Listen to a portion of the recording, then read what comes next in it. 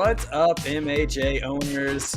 Week 4 is in the books, and we're here to talk all about it. 55 touchdowns were scored this past weekend. Eric Lansing, Mikey Renaud, Todd Diamond. Todd, how are those Yankees doing? Nah, I'm just kidding. Just kidding. We just finished talking about the Yankees. We're here to talk about fantasy football. But if Todd seems a little melancholy, then that's why. Mikey, how are you doing? How do you think I'm doing? You lost to Todd. Yeah. I just got blasted by 44 points. You expect me to be feeling good? To quote a Simpsons reference, like I always do, Mikey, that's a paddling. Wow, he just said he paddled you this past weekend. I don't know what to think about that. How was that paddling? Hey, the worst part about this red ass is I don't play him again the regular season. So if I want to, whoa, does that mean you're scared of Todd? Whoa! No, it just means I don't get another opportunity unless we meet in the playoffs. So okay. Well, we'll talk about the matchup, and we'll talk about Week 4 as a whole. But let's get into some news first. I don't understand what the news is. It's just like, hey, here's a bunch of you can't fix that happened that was horrible.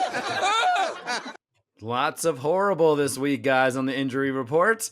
And we'll start things off with the Gonzo Cats, whose starting wide receiver Malik Neighbors will miss the rest of the 2025 season after tearing his ACL and being placed on the injured reserve, or IL, the injured list.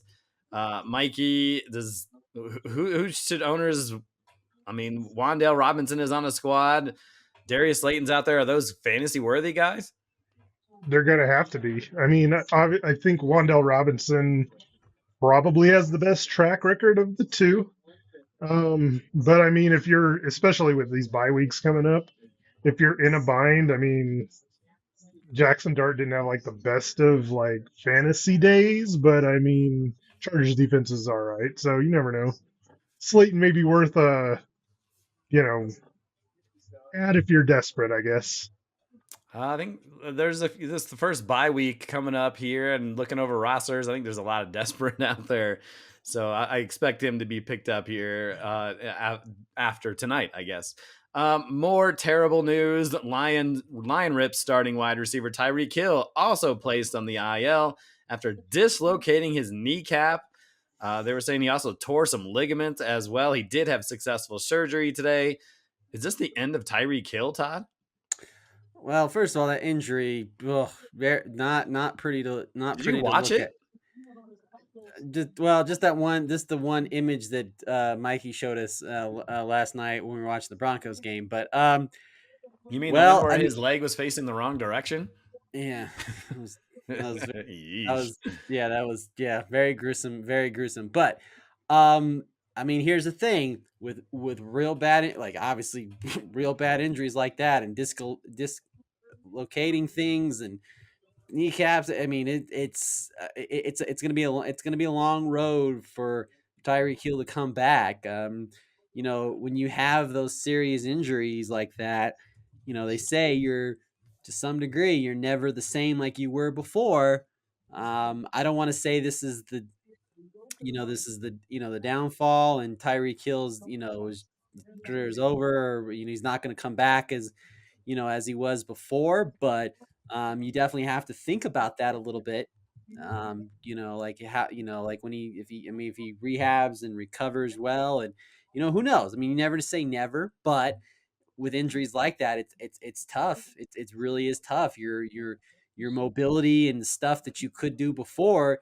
I don't know. You might be, not to say you're scared, but you might be a little hesitant to make that move or make that cut, that you did before, or and et cetera, et cetera. So I don't want to say it's not the end, but he's you're gonna have to be cautious next year when you're thinking about drafting Tyreek Hill. Mikey, does Jalen Waddle fly up the rankings, or is he just still kind of mid? I think he's still kind of mid. Like, he didn't do much after that game, or after Tyreek left the game. I guess the reason I'm saying that is because I don't think he's going to leave his current role that he's in. Like, I think Malik Washington is going to step in and to Tyreek Hill's spot, Waddle will still play his own spot.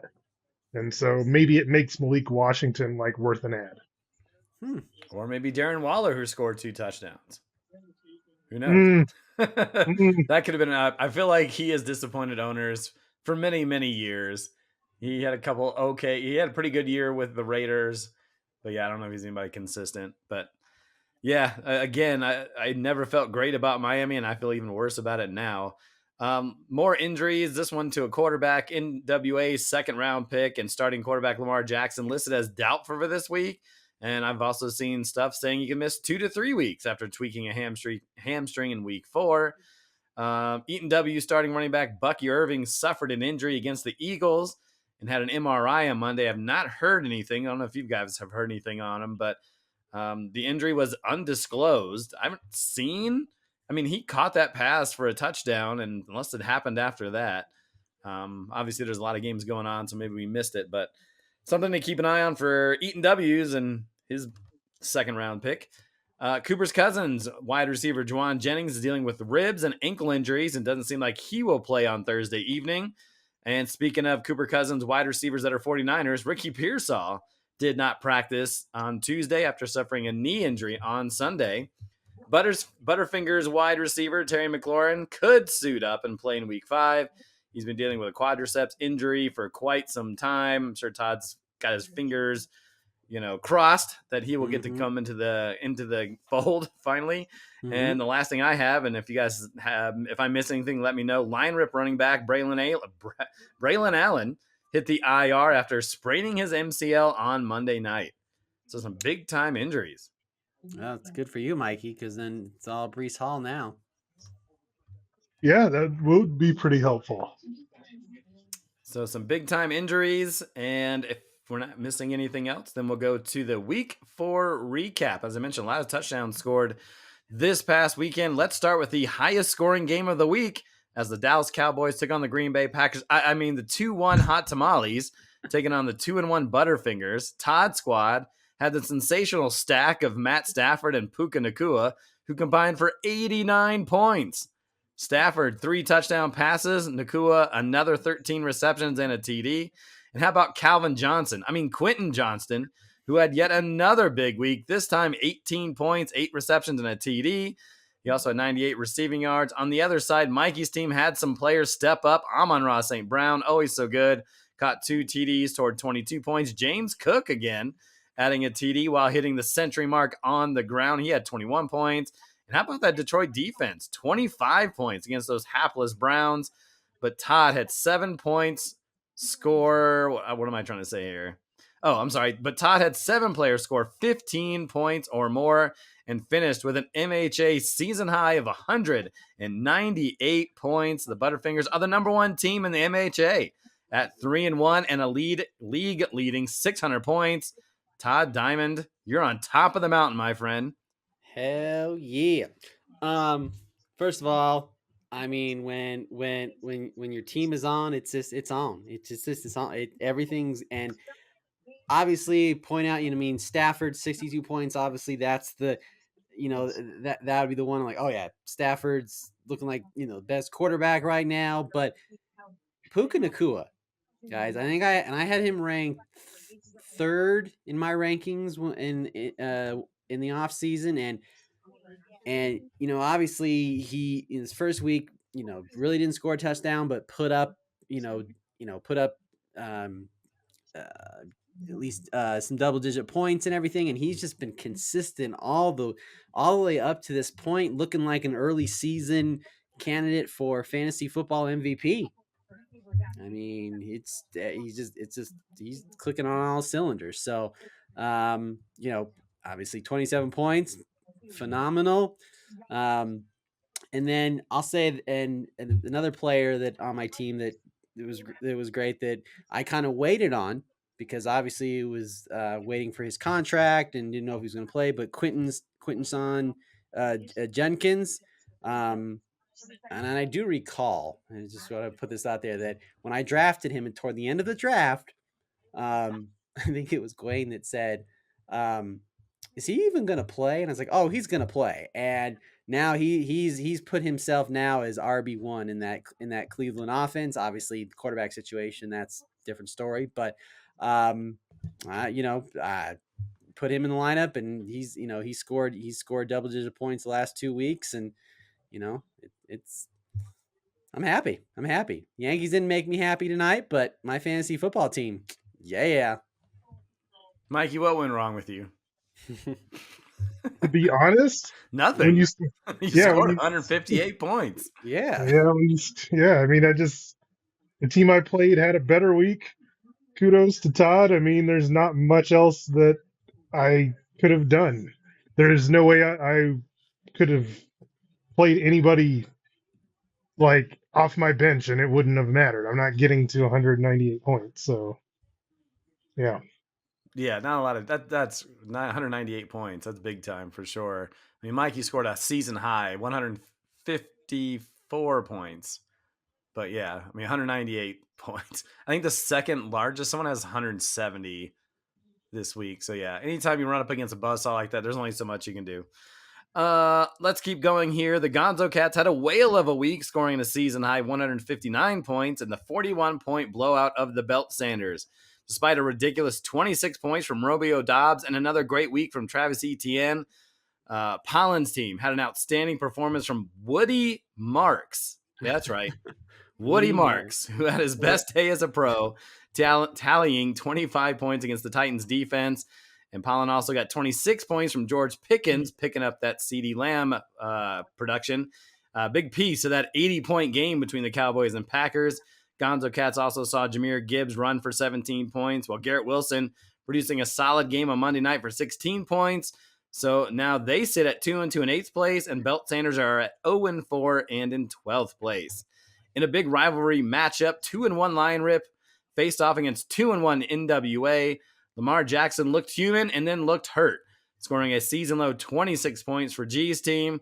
His wide receiver trio of Drake London, Emeka Egbuka, and Xavier Worthy all reached double figures to score 47, but Derrick Henry struggled again, only managed 7 points. On the other side, Aaron's group had 8 of his 9 players hit 9 points or more, which included a 60-burger from Patty Mahomes, his three-headed running back monster of Jonathan Taylor, Bijan Robinson, and Kyron Williams piled up 45 points, and the Jaguars special teams scored a touchdown and racked up 190 return yards for 22 points. So Lion Rip improves to 3-1. Is that right? Yep, 3-1. He is 3-1. And on the other side, NWA is now 2-2. A lot of 2-2 teams. We'll talk about that a little later. The number one team heading into the week, into the week was yours truly, but no longer at the top after we had a stinker of a week, scoring a paltry 119 in the 145-119 loss to Eaton W's. Jalen Warren was a very late scratch on Sunday morning, and Kenneth Gainwell reaped all the benefits. Very upset about that. So I had to replace him with Keon Coleman, who continues to suck it up for the third straight week. Jared Goff, bad for the second straight week, just 32 points. And I think the shine is coming off Jacoby Myers, who has been under 10 points for 3 weeks in a row. Kevin's squad saw 7 of his players reach 10 or more points. Bucky Irving was excellent, putting up 20 points on that Eagles defense. Giants backup running back, he's probably now the starter after Tyrone Tracy's been dealing with injuries. Cam Scattaboo reached 12 points, and Tyler Warren scored a rushing touchdown that put the finishing touches on the old Lemonheads, who fall to 2-2, while Eaton W's improves to 2-2. How about a couple of close games to finish out week 4? 1-2 Cooper's Cousins battled the defending champs, Kilgore Trout, who was at 2-1. The first 2 picks for Dylan's squad in the draft finally came ready to play, as Ashton Genty and Omarion Hampton combined for a massive 58 points. How about Deebo Samuel? He's reached double figures in 3 of his 4 games. He had 16 against those Falcons. On the other side, Dak Prescott picked apart the so-called awesome Packers defense for 31 completions, 319 yards, and 3 passing TDs for 67 points. That Cowboys game took place on Sunday night, and it kind of made their contest between Kilgore Trout and Cooper's Cousins somewhat close heading into that Monday night game. Kilgore Trout found themselves down just 146 to 132 with Devin Achan and Cooper's Cousins with J.K. Dobbins. The Miami running back was great, scoring 17 points, but Dillon got 11 from the Broncos running back and escaped with the 8-point win. Cooper's Cousins now at 2-2, and Kilgore Trout falling to 2-2. And finally, Notorious CUP sitting in third place now after, let me try that again. And finally, Notorious CUP sits in third place and is 3-1 after defeating Chad Powers Fan Club by 3.75 points. Miles saw DK Metcalf explode for an 80-yard touchdown pass in that 7:30 game. He finished with 17. DK Metcalf finished with 17 points. Saquon Barkley got into double figures, hitting 15 against the Bucks. But A.J. Brown fell back to earth at a measly 2 points, and TJ Hawkinson only found 4 receptions for 5 points. CUP watched Justin Jefferson nab 10 receptions for 126 yards and 16 points. Travion Henderson finally hit double figures with 11 into the Monday night game, and Quain's team held a 110-95 lead. Quain only had the Bengals kicker left to go, while Miles had Chase Brown and Jalen Waddle. Well, the Broncos' stout defense held Brown to 40 rushing yards and 8 points, and Waddle couldn't overcome the loss of Tyreek Hill and scored just 5 points. The Bengals kicker managed 3 points, but Notorious CUP pulls off the 113-109 victory. And the dough of the week, anytime you have a game decided by less than 4 points, probably a good bet. The dough of the week is going to come from that game. Chad Powers went with Jalen Waddle over Devontae Adams, and Adams had 12 points. We talked about Waddle managing just 5. We also mentioned Kenneth Gainwell had 29 points, but you're probably not going to start him over the guys he had ahead of him. But either way, unfortunately, dough of the week for the man who started Devontae Adams over Jalen Waddle. Seemed like there was a lot of high scorers. Just in terms, obviously, anytime you have, Hampton and Genty doing amazing things on one team, no less. I think it was just his week. I can talk about Cooper's Cousins, but I don't know. It just seemed like there was a lot of high scores from this past week. I'm trying to bring up the numbers now so we can go into it. But you talk about Puka, who had 27, Dobbs 26, Pickens 26, Amon-Ra with 22, and those are just the guys that had 22 or more in terms of wide receivers. And then running backs, Genty with 32, Gainwell 29 points, Josh Jacobs 28, Justice Hill. I didn't realize he had 26 points. Did he really?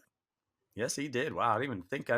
Obviously, when he's free agent out in the world, because Derrick Henry didn't do too much, and I didn't even realize he had that big of a day. But yeah, lots of big numbers. Omarion Hampton 25, Woody Marks 25, Bijan Robinson 22. I wish I had one of these dudes. I guess I had Josh Jacobs. Never mind. But I guess. But yeah, a lot of big numbers. It's just like. Go ahead. I was gonna say just because like players like Woody Marks, really usually that's like players like you hear those toward the end of the season or in the playoffs, they're resting players or you're trying to find that. But Woody Marks, go figure. Well, he's a rookie and you love your rookies. Of course, but it's just like you don't. I guess Woody Marks wasn't on the high radar, but hey. Good on Paulin for picking him up. All right. Well, how about we talk about some more studs? Maybe Woody Marks comes up into this. The cream of the crop. Nobody does it better. Mikey, we'll let you start this time. All right. I'll start with Ashton Genty. He's pretty good. Yeah, after, 3 whole weeks of everybody kind of waiting for him to show why he was worthy of a first-round pick, people were starting to get worried, like, are we ever going to see this? And finally had the breakout game. 3 total touchdowns. He looked like he looked in college where he was breaking tackles. I think they said it was the first Raiders running back to have 3 touchdowns in a game since Bo Jackson. So, it's a lot. Yeah, it was Bo Jackson or Marcus Allen. I thought it was the other one, but maybe that was before. Yeah, so Genty, this is what Dylan's been waiting for, out of his first round pick, and you see when he performs, he won. So yeah, definitely a stud this week. All right, Mikey. So if you are the Genty owner, and I know you're not, but is this for real? Or are you trying to trade him super high while you have the opportunity? It's hard to trade him, honestly, and the reason why is that I mean, he was pretty bad, and his offense is bad. I get So, it. is there a chance to trade him for a top 5 running back? Would you trade him for Travis Etienne? No, I wouldn't. Okay, because he's I, been pretty good this season. he has, but I just think that the upside that Genty offers is higher than you know Travis Etienne. I think there's while Etienne's good, I think there's a like what Etienne did today. Like that may be a ceiling for him. Like I don't know if there's like that 30-point upside for a guy like Etienne. But that Raiders offense, I mean, we watched some of that, Mikey, and that was pretty bad. Geno Smith looks terrible. You mentioned a couple of games. He has 2 games with 3 picks already. Yeah, I mean, I can't argue that. I mean, he's pretty awful. Who would you rather have, him or Devin Achane? Ooh. I'd rather have Devin Achane over Geno Smith. Oh, come on. Stop. Funny guy. Well Stop, done, give me a Mikey. stud. Well, all right. We'll go with somebody on my team. CMC, telling you, consistent to the ends of the earth. He's that 49ers offense To the ends of the earth. to the ends of the earth. I Someday mean, we'll have to get you to explain what that means. okay, absolutely. I'll gladly explain it. But CMC, I mean, again, like I said, when I said we were in the off season and we were, and obviously, usually I pretty firm and I say this is the player I want to draft and this is the player I'm going to draft no matter what, and picked off. Obviously I know he was injured last year, but looked like he's just fine now and picking up where he left off. From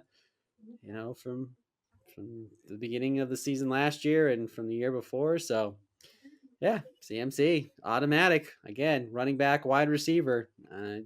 How tight was your butthole clenched Yeah. when he was on the injury report on week 1? I mean, did I go pick up one of the 49ers running backs? Yes, I did. But I was like, you know what? No. I was like, Todd, don't overthink this. He'll be fine. He's ready to go and fine. He'll be fine. He'll be fine. I'm not going to be, I'm not going to overthink it, but CMC, I mean, double digits since week 1. Yeah. He's like 20 per week. Yeah, yeah. Let's give him a little more favor than double digits. Dude's averaging almost 20 points a week. Yeah, so he's ranked automatic. 3rd amongst all our running backs. Yeah. And then I'm gonna go. I think someone that's probably had a better day for you, and that was Matt Stafford, who has been averaging, I don't know, like around 40 points a week, which is a solid number. I would have loved to take him 40 last week, but to put up 62 is crazy. And Indianapolis not the best defense, and it was a 27-20 game, so not a lot in terms of just like back and forth, but he managed to rack up a ton of passes, 29 of 41, 375 yards in those 3 TDs. And so I think that was huge in the big time matchup, because you're not expecting 62 from Matt Stafford. You're expecting 20 from CMC. Well, more like 20 than you would from Stafford. But for Stafford to do what he's doing in this early part of the state, what is he ranked? 3, 4, 5, 6, 7th amongst wide receivers. And we gave you a lot of hell for, not taking the guy that you wanted. And then you ended up taking Stafford a little bit later.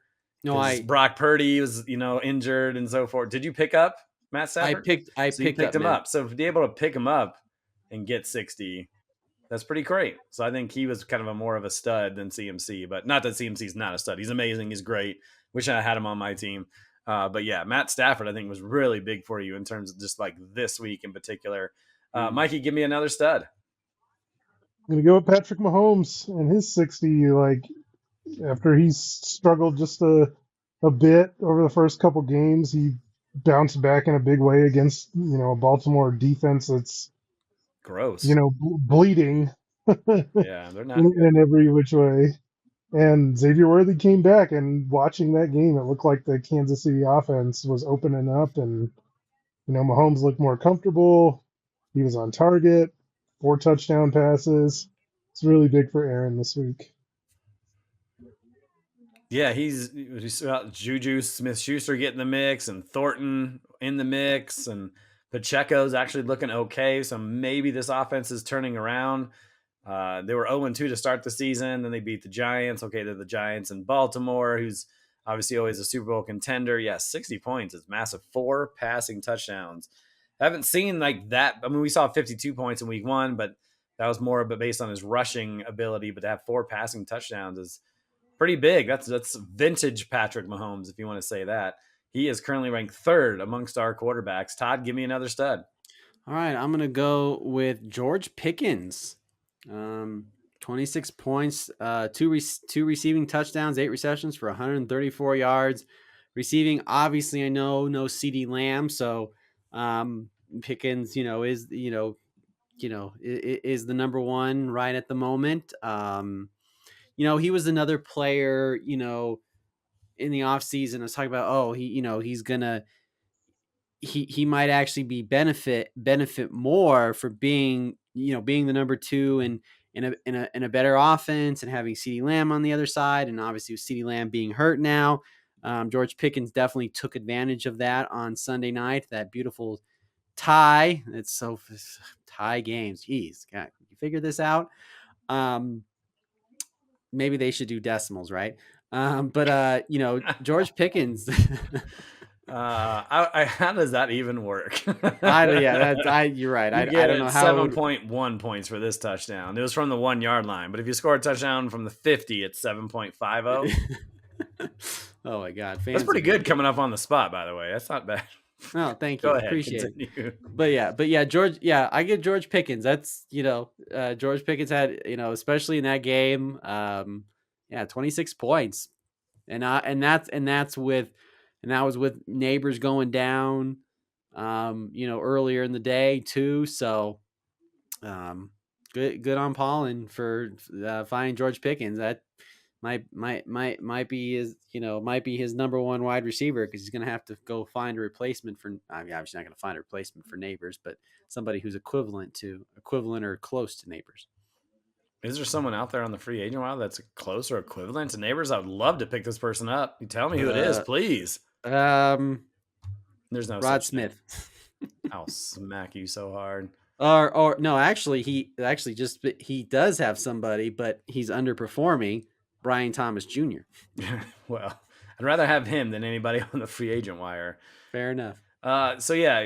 George Pickens, what is he? 3, 4, 5, 6 overall amongst wide receivers.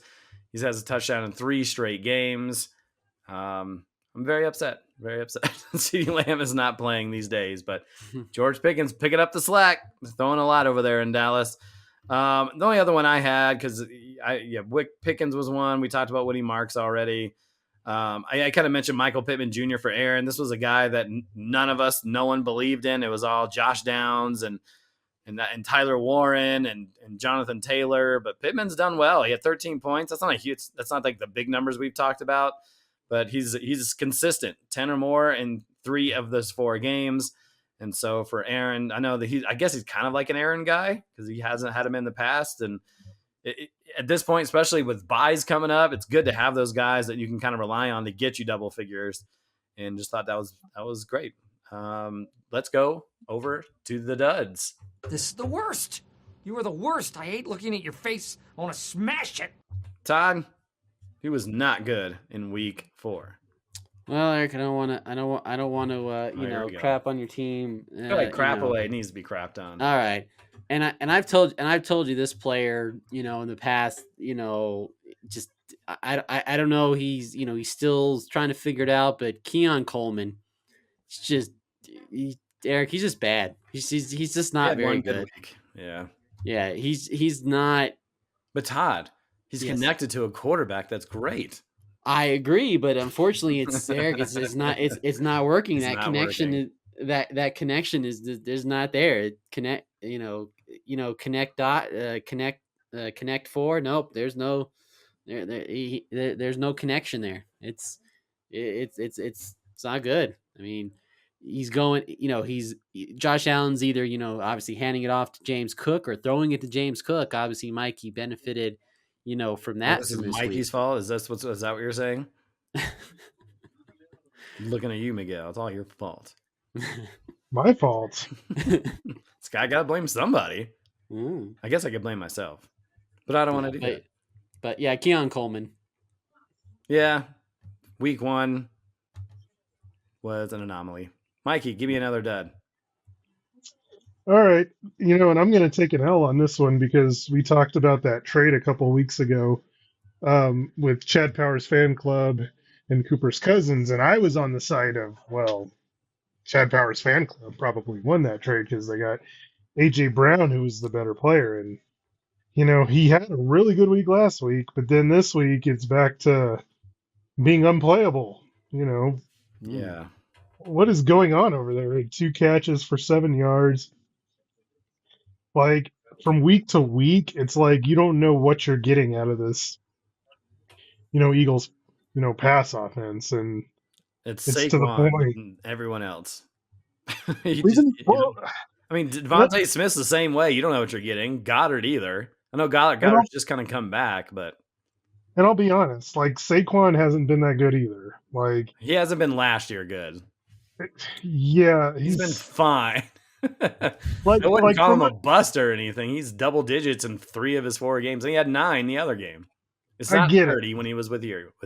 But he's touchdown dependent, which he was never like that way at all last year. Like, you could rely on Saquon to get, quality yardage. Like, this year, like, from just a strict, you have any idea? He's averaging 3 yards a carry, which is it's a career low.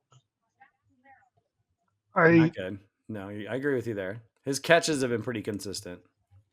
Yeah, I don't know. I mean, Eagles are undefeated, so they're just doing, they don't really have any reason to change what's going on, but.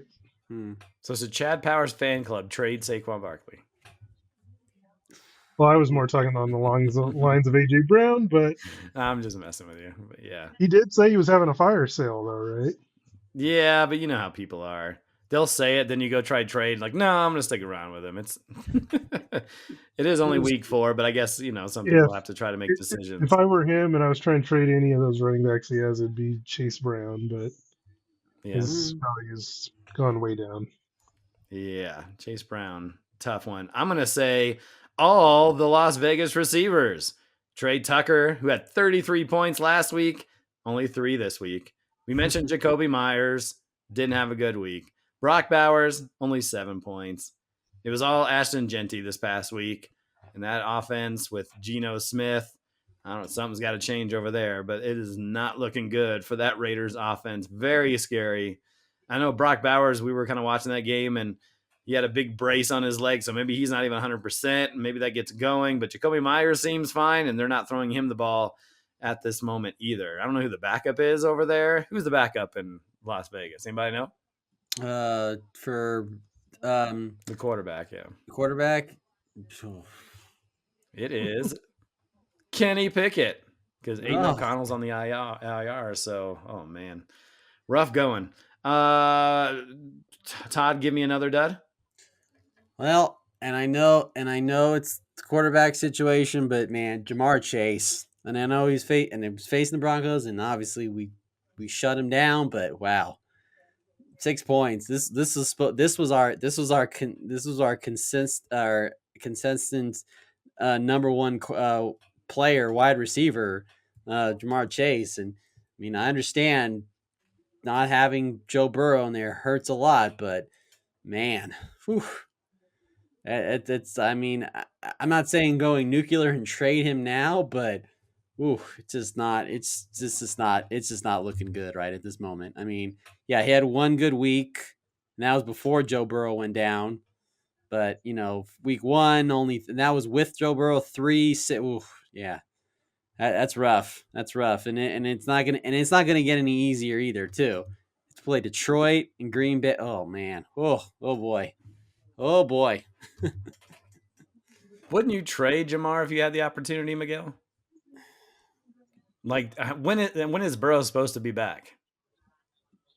December would be the earliest. Oof. Oh, So And this is a team that is 0-4, right? I'm talking about Belt Sanders are 0-4. So would you trade Chase to get a couple pieces in? I don't know what you're gonna get, but so I think the Bengals schedule softens up after the next 2 weeks. So Chase is gonna have some value, I believe, in the second part of the season. This is just a very rough patch. They're playing really good defensive teams right now. So it's hard to get through, but I believe there's light at the end of the tunnel, but Allen's going to be out of it by that point. So yeah, that's my point, is that if he can get something to try, I mean, it's not impossible to make the playoffs 0-4. But if Allen believes he needs a couple of pieces, maybe he can go out. So if he offered you Jamar Chase for Amon-Ra, would you do it, Miguel? No. Todd, if he offered you Jamar Chase for Puka Nacua, would you do it? No. Yep. No. Fun stuff. What? I would oof, I mean, if anything, I would trade Jamar Chase for like two, not like top tier players, but like maybe two decent number twos or a decent number three and a running. Yeah, I would do that, but nah, not straight up for. Mikey, give me a dud. I don't think you gave me your second one. Oh, well, I'm going to give you a dud. Well, you kind of talked about this, but I'm actually going to go with somebody from my team because even though I scored 154 points, one of the guys that I needed this week was JSN, and he was very bad for most of that game on the Thursday night. I mean, he had 9 points, but he got Well, that most of came in that. the second half, right? Yeah, not only came in the second half, but it came like within the last, I don't know, 6 minutes of the fourth quarter. Oh, wow.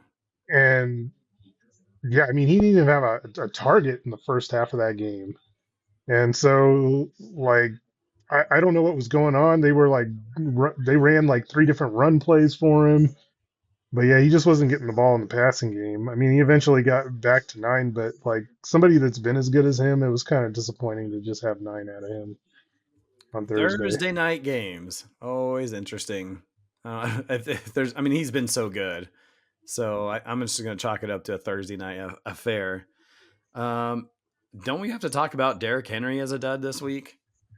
And I don't know if overall is the right word. I mean, he looked like a world beater after week 1, but he's kind of been mediocre. 2 points in week 2, 10 points in week 3, only 7 points this week in a kind of a beatable matchup against Kansas City. And now the starting quarterback might be out for a few weeks. I mean, is this another trade candidate, or is this just, I mean, Mikey, you had him last year. He's over 30.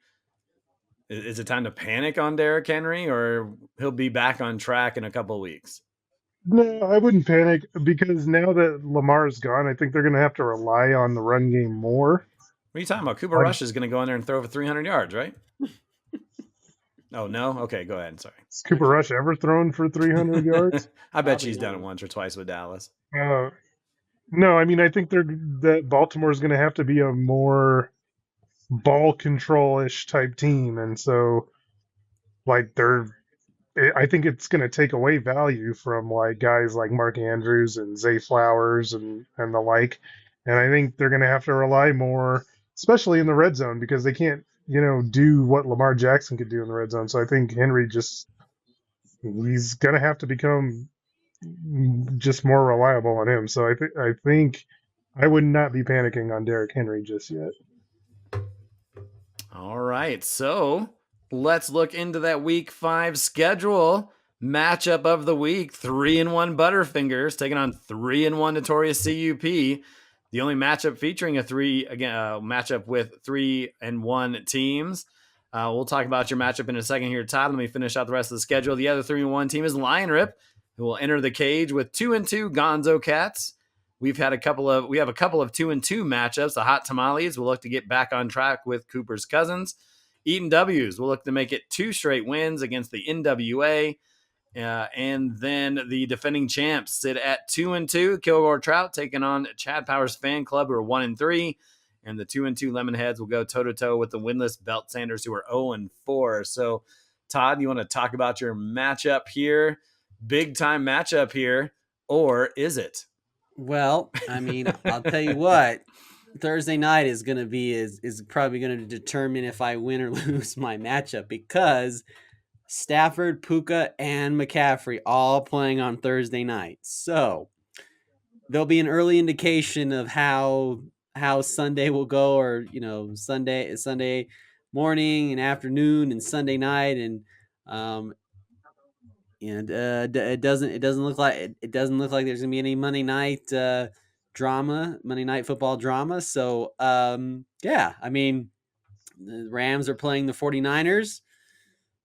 So hopefully another high scoring game potentially. But again, it's going to be that Thursday night game is going to pretty much determine. I really, really believe it's going to determine whether I win or lose this week, because that's 3 of my top players playing all on the same night. So you have to look at it that way. But yeah, I mean, it's gonna be interesting. I mean, obviously, I do kind of like the matchup, I guess, in my favor, that because Drake May plays Buffalo in Buffalo.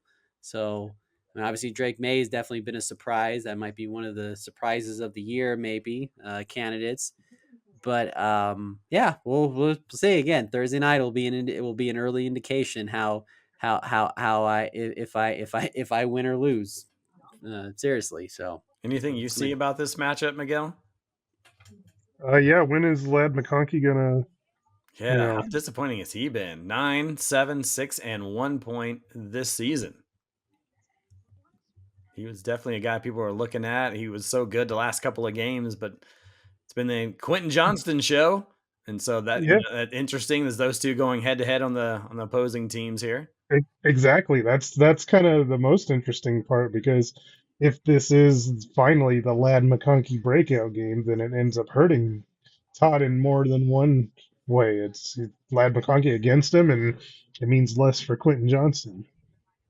All right, let's look over at Mikey's matchup this week. 2-2 versus 2-2. Cooper's Cousins. How are you feeling about this matchup? Right at the moment, you have Tua in your lineup as they take on Carolina.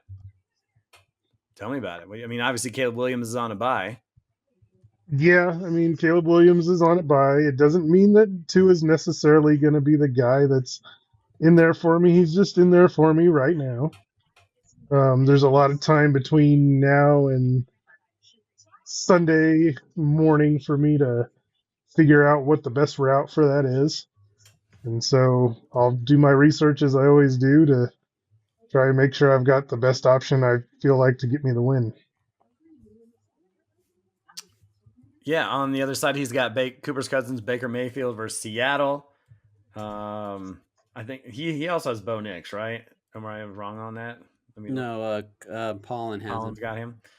But yeah, it's, I mean, Genty and Hampton. You hope they don't score another 58 points, Miguel. But that would be that would be tough. That would be very tough. Like Dobbins has been good every week. Yeah, Dobbins has been very good. There'll be a tough matchup for him against Philadelphia. We'll see what happens there. Mikey's going right back to Marvin Harrison. Yeah, I mean, pretty good matchup with Tennessee. It's a great matchup. So, yeah. Well, I have a good matchup, at least I think. I mean, I'm not projected a lot of points. I have a couple guys on bye. I've got some injuries going on. I am not feeling great about my team these days. I mean, Goff against Cincinnati, hopefully that plays up well. And then Denver does their job trying to hold Jalen Hurts to their best, but Denver's on the road. With Belt Sanders, he has the Hurts to Devontae Smith stack there, and he's still got Stevenson out there, so that makes me feel good. He's still got Dobbs in the flex position, so I'm sure that's going to change, but This is not a good week, but if I'm gonna have a bad week, I guess I'm hoping to have it against the Belt Sanders. But this Lemonheads team off to a I don't feel great about it. I don't want to say bad start because we had a great start, but last week was terrible, and I'm not feeling great about this week. But that's how the season goes. Just got to stay with it, make some pickups, and then we'll go from there. Well, gentlemen, that's all I really have on this show. Anything else you want to say before we get out of here? Broncos back on track. That's all I gotta say. Broncos back on track. Yeah, they looked pretty good. Yeah. I love that stat that said that Cincinnati didn't cross midfield after their first drive. That's crazy impressive. Absolutely. It's Broncos back on track. Yankees not so much. Oh, that's how we're gonna end the show. That's not very nice. Nah. Yeah, That's okay. That's fantasy. Okay, that's baseball. This is fantasy football. Todd's on top of the world, ladies and gentlemen. Yep. The apocalypse is coming. Yep, it's coming. All right. Well, that'll do it for this edition of the MHA podcast. Todd Diamond, Eric Lansing, and Mikey Renault. We shall see you next week.